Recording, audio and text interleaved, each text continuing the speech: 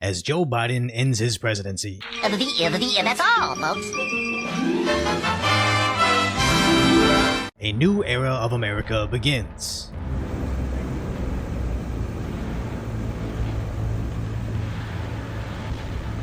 Now, aside from Melania's particular choice in attire, alongside Trump's favorite new accessory, the left is freaking out over Elon Musk doing this. Thank you. Which CNN immediately clipped. Just if anybody missed it, we'll just show it again. He's just wrapped up here. You can hear the... All right, so we just showed that. We just showed that. Right. It's worth salute. It was quick. I think our viewers are smart and they can take a look at that. But I think it's worth noting that Elon Musk has started to play in politics, not just here in the United States, but across Europe as well, including a far-right party in Germany that he has pushed. He's, of course, pressured. As Rolling Stone ran to write about the right-wing extremists abuzz, quoting a Hitler bot innovator. But let's be clear, he was glitching out all night, as Elon Musk is openly on the spectrum, going absolutely nuts over Donald Trump's inauguration, looking like the wacky flailing inflatable arm tube guy. But that didn't stop idiots online immediately freaking out, stating he has obviously practiced this in the mirror, and how this is the beginning of the next 4 years, even suggesting this is where Twitter is headed. So yes, this is a terrible look, but like I said in the last video, people are expecting him to act like a traditional CEO or a presidential cabinet member, but he's not, as he behaves more like someone from Comic-Con or Anime Expo.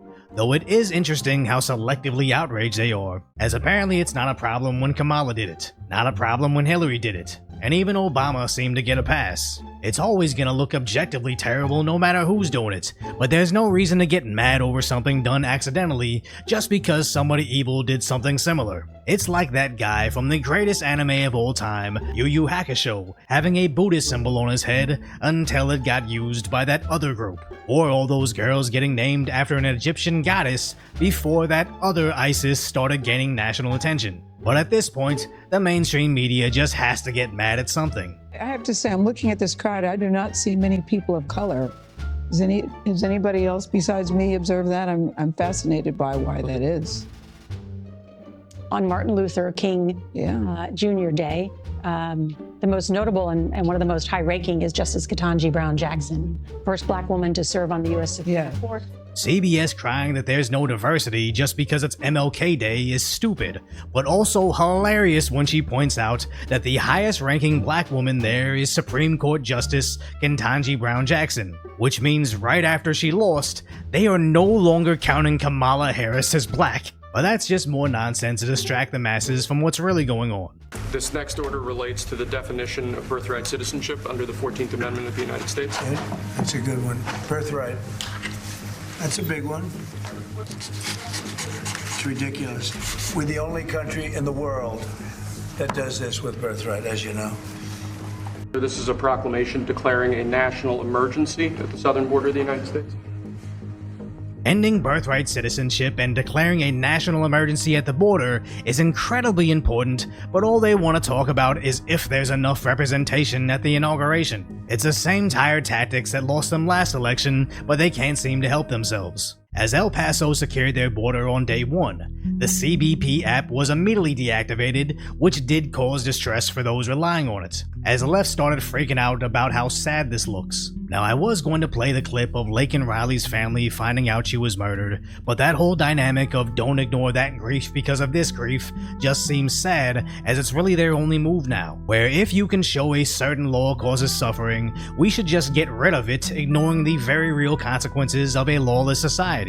And that's when I realized how delusional the left has become, as when they protest these laws, they see themselves with the elite politicians that will always be protected and won't suffer the consequences of those decisions, never seeing themselves as the average citizen like the victim.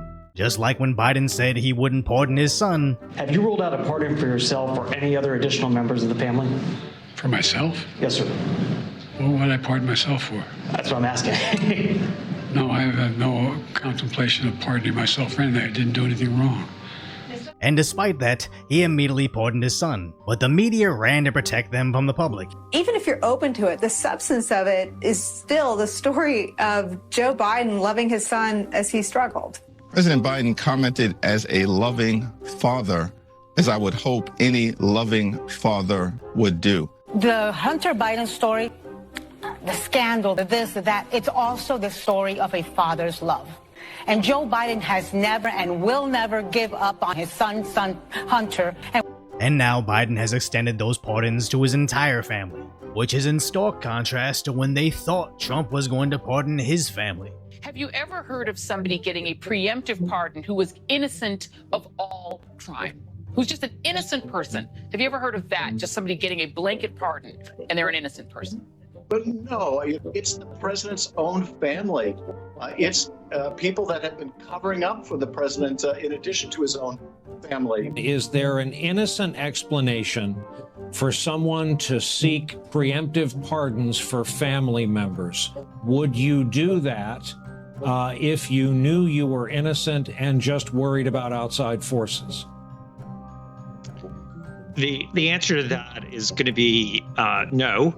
If you haven't done anything wrong, you sit there and go, what do you need a preemptive pardon for? If he pardons people preemptively, he's essentially telling the public that these people have committed crimes. It's interesting to see the media cover for Biden protecting his family as if they too were part of Biden's inner circle of criminals, not the victims of those crimes, because they are American taxpayers, and if the Bidens were indeed laundering our tax dollars back into their own pockets, that money wasn't making it into the hands of media members, it was being stolen from them. Which this exact scenario reminds me of when I was in college and I worked at this department store.